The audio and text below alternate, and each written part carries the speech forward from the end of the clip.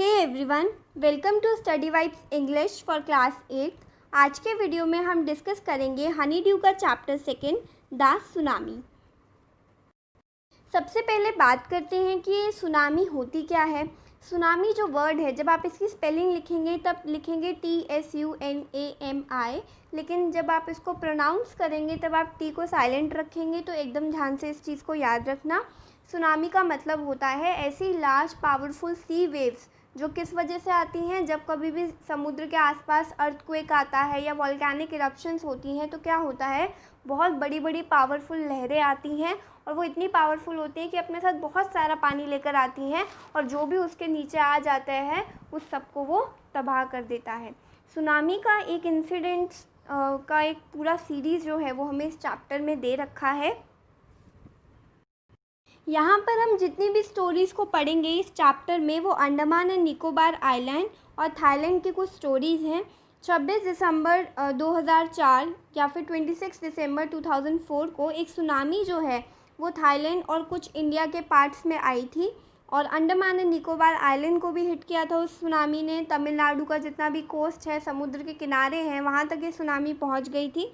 और यहाँ पर हम पढ़ेंगे कुछ ऐसी स्टोरीज़ जिनमें जो भी लोग हैं इन्होंने इस सुनामी को खुद अपनी आंखों से देखा, फिर वो लोग उससे बचने की कोशिश करते रहे। उनके सर्वाइवल की स्टोरीज़ है, उनके करेज की स्टोरीज़ है, कैसे उन्होंने हिम्मत बनाए रखी, अपनी फैमिली को बचाने की कोशिश की, अपने पड़ोसियों को बचाने की कोशिश की। ये सब स्टोरीज़ हम इस चैप्टर में पढ़ने वाले हैं और ये सब जितनी भी स्टोरीज़ हैं ये सब रियल हैं। तो हम स्टार्ट करते हैं इस चैप्टर से। पहले आपको अंडमान एंड निकोबार आइलैंड का एक मैप दिया हुआ है, क्योंकि जितनी भी स्टोरीज़ हैं ये अंडमान एंड निकोबार आर्किपेलागो से रिलेटेड हैं। आर्किपेलागो का मतलब होता है बहुत सारे आइलैंड्स का ग्रुप जो कि एक सी को सराउंड कर रहे हैं। तो यहाँ पर आपको जो मैप दे रखा है उसमें पहले north Andaman, middle Andaman, lower Andaman दे रखा है। फिर नीचे सबसे पोर्ट ब्लेयर है, आसपास अंडमान सी है। फिर सबसे नीचे लिटिल अंडमान है। जब आसपास सी होता है तो उन जगहों पर सुनामी के जो चांसेस हैं वो बने रहते हैं। अगर जब भी वहाँ पर अर्थक्वेक आता है तो वहाँ पर जो लोग होते हैं उनको बहुत सतर्क होना पड़ता है, क्योंकि सुनामी जो है वो आ सकती है। नीचे आपको सारा मैप दे रखा है निकोबार आइलैंड का, Indian ocean, Car Nicobar, Tarasa, Katchal, little Nicobar, great Nicobar, Nancowry, ये सब इसमें दिखाए हैं। These are short real incidents of many people from Andaman and Nicobar Island as well as from Thailand। यहाँ पर छोटे छोटे से इंसिडेंट्स हैं, छोटी छोटी घटनाएं हैं जो बहुत सारे लोगों के साथ हुई हैं अंडमान एंड निकोबार आइलैंड के और साथ ही साथ जो थाईलैंड में रहते थे उनके भी साथ। यहाँ पर जो पिक्चर में आप देख सकते हैं सुनामी का रियल व्यू है। सुनामी में ऐसा ही होता है, सब कुछ तबाह हो जाता है, लोग बहुत मुश्किल से अपनी जान बचा पाते हैं। यहाँ पर एक पर्सन की स्टोरी दे रखी है, इग्निशियस। इग्निशियस क्या है? इग्निशियस एक इंसान का नाम है जो एक कोऑपरेटिव सोसाइटी के मैनेजर होते हैं। जब उनको सुनामी का पता चलता है तो वो अपने घर से बाहर निकलते हैं, लेकिन वो अपने दोनों बच्चों को और अपनी वाइफ को खो देते हैं। इनके साथ क्या होता है, जब इनकी वाइफ सुबह 6 बजे उठती है तो एकदम से उसको अर्थक्वेक फील होता है। तो इग्निशियस क्या करता है, उसी टाइम पर अपना जो टेलीविज़न है, अपने टेबल पे जो उसके टीवी पड़ा होता है उसको उठाकर नीचे रख देता है ताकि वो गिरकर टूट ना जाए या किसी को कांच ना लग जाए। फिर उनकी फैमिली घर से बाहर भागती है और फिर जैसे ही भूकंप के झटके रुकते हैं वो क्या देखते हैं, जो समुद्र है धीरे धीरे उसका सारा पानी पीछे हटता जा रहा है। और फिर जब इतनी अफरा तफरी मचती है, इतना कन्फ्यूजन होता है, तो उसके दोनों बच्चे क्या करते हैं, अपने नाना जी का हाथ पकड़ लेते हैं, नानी का हाथ पकड़ लेते हैं और अपोजिट डायरेक्शन में जाने लगते हैं। लेकिन उसके बाद इग्निशियस ने उन्हें कभी नहीं देखा। उसकी वाइफ भी बह गई, उसके साथ जो 3 और बच्चे आए थे सिर्फ वही बचे, बाकी उसके दोनों बच्चे और उसकी वाइफ उसने खो दी। अब आते हैं संजीव की स्टोरी पर। संजीव की स्टोरी कुछ ऐसी थी कि वो एक पुलिसमैन था। अंडमान और निकोबार आइलैंड के जो समूह था उसमें जो कच्चल आइलैंड था वहाँ पर वो एक पुलिसमैन के काम करता था, नौकरी करता था। तो वो किसी तरीके से अपने आप को, अपनी वाइफ को और अपनी छोटी बेटी को लहरों से बचाने में तो सक्सेसफुल रहा। लेकिन क्या हुआ, जैसे ही उसने अपने कुक की जो वाइफ थी उसकी रोने की आवाज़ सुनी तो उसको लगा कि मुझे उसको भी बचाना चाहिए। तो वो उसको बचाने के चक्कर में पानी में कूद गया और जब वो कूद गया तो फिर वो और उसका जो कुक की जो वाइफ थी वो दोनों ही पानी में बह गए। यहाँ पर लिखा है Sanjeev a policeman however saved his wife and his baby daughter, यानी कि अपनी छोटी सी बेटी और वाइफ को तो वो बचा पाया, लेकिन वो खुद जो है वो पानी में बह गया, क्योंकि वो किसका रेस्क्यू कर रहा था, अपने गेस्ट हाउस के कुक की वाइफ का। फिर हम आते हैं मेघना की स्टोरी पर। संजीव के बाद जो स्टोरी हमें पढ़नी है वो है मेघना की। मेघना के साथ क्या हुआ था, ये एक 13 साल की छोटी सी बच्ची है जो अपने पेरेंट्स के साथ और 77 बाकी लोगों के साथ जो है बह चुकी थी। उसने 2 दिन क्या किया, समुद्र में कैसे अपने आप को ज़िंदा रखा, एक लकड़ी के दरवाजे के ऊपर वो तैरती रही 2 दिन तक, और 11 बार उसने अपने ऊपर से देखा कि जो हेलीकॉप्टर्स होते हैं, जो रेस्क्यू हेलीकॉप्टर्स होते हैं, जैसे यहाँ पर सीआरपीएफ के आ जाते हैं, वैसे हेलीकॉप्टर्स उसने अपने सर के ऊपर जाते हुए देखे, लेकिन उसने तो देखे लेकिन वो उसको नहीं देख पाए। तो फिर वो एक लहर आई और समुद्र के किनारे पर वो पहुंच गई, और समुद्र के किनारे पर वो एकदम बदहवास थी, उसको कुछ समझ में नहीं आ रहा था, लेकिन वो किसी ना किसी तरीके से बच गई। वो अपना सारा होश गंवा बैठी थी, लेकिन उसकी डेस्टिनी अच्छी थी, उसकी किस्मत अच्छी थी, इसलिए वो बच गई। अब बात करते हैं अलमस जावेद की। अलमस जावेद एक 10 ईयर ओल्ड गर्ल है जो अभी भी ट्रॉमा में है, सदमे में है। She along with her father and mother had gone to Nancowry island to celebrate Christmas. वो अपने मदर और फादर के साथ कहाँ गई थी, नाउनकाउडी आइलैंड गई थी, क्योंकि उनको क्रिसमस सेलिब्रेट करना था, जैसे वेकेशन सेलिब्रेट करने जाते हैं वो भी गई थी। When the tremors came they rush to a safer place. लेकिन जैसे ही उन्होंने भूकंप के झटके महसूस किए, वो एक सेफ़र जगह पर पहुंच गए। जैसे उसको पता चला कि जो समुद्र का पानी है वो धीरे धीरे पीछे हट रहा है, और उसको पता था कि पानी जो है वो बहुत पावरफुल तरीके से आगे आएगा, तो उसने सबको जगा दिया और सेफ़र जगह पर ले गई। Suddenly her grandfather was hit by something and he fell down. फिर क्या हुआ, उसके जो ग्रैंडफादर थे उनको सिर पे कुछ लग गया और वो नीचे गिर गए। In a rush to help him. फिर उनको बचाने की जो भाग दौड़ थी, उसके फादर और जो ओल्ड मैन है वो जाइंट वेव के साथ ही बह गए, यानी कि उसकी मदर ने बचाने की कोशिश की उनके ग्रैंडफादर को, लेकिन क्या हुआ, इतनी ज़ोर से लहरें आई कि वो जो बड़ी सी लहर थी वो दोनों को बहाकर ले गई। Her mother and her aunt stood clinging to the leaves of a coconut tree, but a wave uprooted the tree and they too were washed away.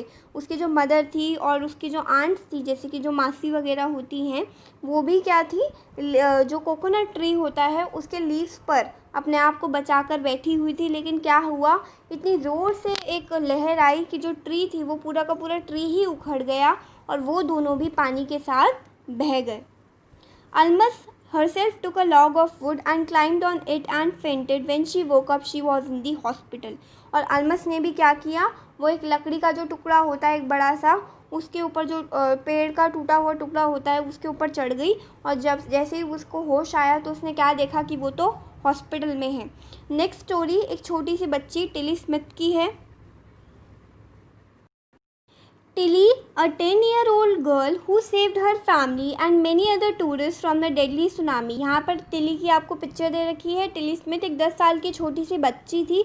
She was on the beach of Thailand with her family celebrating Christmas. वो Christmas celebrate करने के लिए अपनी family के साथ Thailand के बीच पर आई थी। She saw the waves rising forming bubbles and Whirlpool. उसने क्या देखा कि समुद्र के पानी में एकदम से भंवर उठने लगे, बहुत ज़्यादा बुलबुले उठने लगे, तो उसको समझ में आ गया कि पक्का ये सुनामी है। इस तरीके से जो वर्लपूल्स होते हैं, ऐसे घुमावदार चक्कर, ऐसे चक्कर जो हैं वो सी में देखने को मिलते हैं जब सुनामी आती है। She remembered her geography lesson which she had studied just 2 weeks ago. फिर उसको एकदम से क्या याद आया यहाँ पर टिली को, कि उसने अपने जोग्राफी लेसन में सिर्फ 2 हफ्ते पहले ही ये पढ़ा था कि सुनामी क्या होती है, उसके बारे में उसने सब कुछ पढ़ा था। She had seen video on tsunami. उसने सुनामी पर वीडियो देखी थी। दस she could easily make out that it was tsunami. इसीलिए ही उसको आराम से पता चल पाया कि ये सुनामी है। She screamed and asked her family to run. वो एकदम से चिल्लाई और उसने अपनी फैमिली को कहा कि चलिए भागते हैं। They all run and took shelter on the 3rd floor of their hotel. फिर जिस होटल में वो रुके थे उसके 3rd फ्लोर पर जाकर वो उन्होंने शरण ले ली। एंड दस देयर लाइव्स वर सेव्ड। और इसी तरीके से उनकी जो जानें थी वो बच गई। नेक्स्ट, एनिमल्स के बारे में हमें कुछ दे रखा है। Animals have more power to sense danger and thus can sense the earth's vibration and the approaching danger. जो एनिमल्स होते हैं, ऐसा बताया जाता है कि उनकी जो हियरिंग पावर है वो ज़्यादा होती है ह्यूमंस के मुकाबले। वो थोड़ी भी बहुत अगर कुछ भी वाइब्रेशंस है या कोई भी डिस्टर्बेंस अगर उन्हें अर्थ से महसूस होती है तो वो उसको पहचान जाते हैं। इसीलिए अगर कोई भी डेंजर आ रहा होता है तो उनको पहले से पता चल जाता है। अब ये हम कैसे कह सकते हैं कि जो एनिमल्स हैं उनकी हियरिंग पावर ज़्यादा अच्छी होती है या उनको पहले से पता चल जाता है कि कोई डेंजर आने वाला है। एक्चुअली में क्या हुआ था, इंडियन ओशन में ऐसा फैक्ट है कि तकरीबन 1.5 लाख लोग जो थे, तकरीबन डोज़न कंट्रीज़ के लोग यानी कि 12 कंट्रीज़ के 1.5 लाख लोग जो थे वो सुनामी में मारे गए, लेकिन उतने ज़्यादा एनिमल्स जो हैं वो नहीं मारे गए। यानी कि जो एनिमल्स हैं उनको डेंजर का सबसे पहले पता चल जाता है। In India's Cuddalore coast thousands of people were killed but animals were found unharmed। India के कडलूर कोस्ट में, कडलूर कोस्ट क्या है, एक किनारा है जिसका नाम है कडलूर। वहाँ पर 1000 ऑफ पीपल यानी कि हज़ारों लोग जो थे वो मारे गए, लेकिन जितने भी एनिमल्स थे उनको कोई भी नुकसान नहीं पहुँचा। In Sri Lanka Yala national park has Patanangala beach which is a home to variety of animals. Sri Lanka में याला नेशनल पार्क है पटांगला बीच पर, जो कि बहुत सारे एनिमल्स का घर है।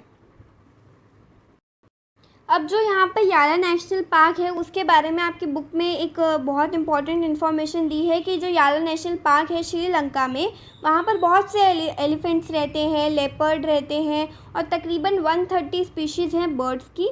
जो वहाँ पर 60 विजिटर्स आए थे, जो टूरिस्ट आए थे, वो पानी के साथ बह गए पटांगला बीच से इनसाइड द पार्क। बट जितने भी एनिमल्स थे उनमें से सिर्फ 2 ही ऐसी बफेलोस थी जो पानी में बही, बाकी जितने भी एनिमल्स थे वो बच गए।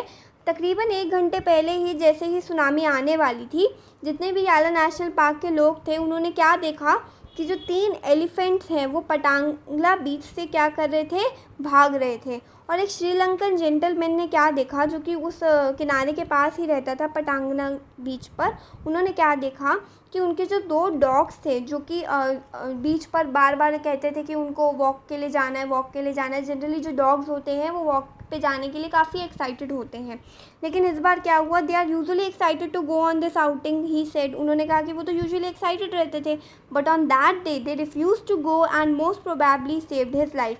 लेकिन उस दिन उन्होंने मना कर दिया कि वो बीच पर नहीं जाएंगे वॉक के लिए। क्यों? मतलब कि वहाँ पर एक तरीके से उनको पहले से ही डॉग्स को अंदेशा हो गया था कि कुछ डेंजर आने वाला है, इसीलिए उन्होंने अपने मालिक की जान भी बचा ली। तो हमने यहाँ पर कंप्लीट कर लिया है chapter 2 the tsunami. I hope आपको इसका एक्सप्लेनेशन अच्छे से समझ में आ गया होगा। And please